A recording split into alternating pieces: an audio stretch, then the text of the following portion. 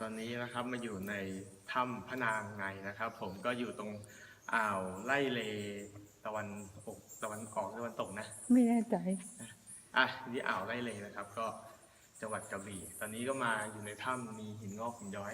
ตรงนี้ก็จะเป็นโซนที่มีความพิเศษอย่างหนึงคือหินย้อยตรงนี้นี่เคาะแล้วจะเป็นเสียงดนตรีนะครับเนี่ยครับ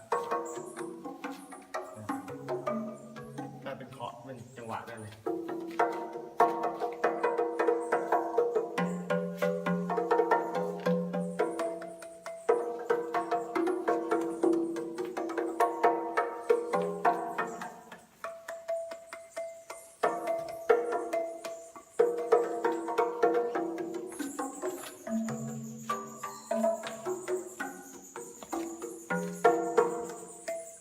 นี่นะครับก็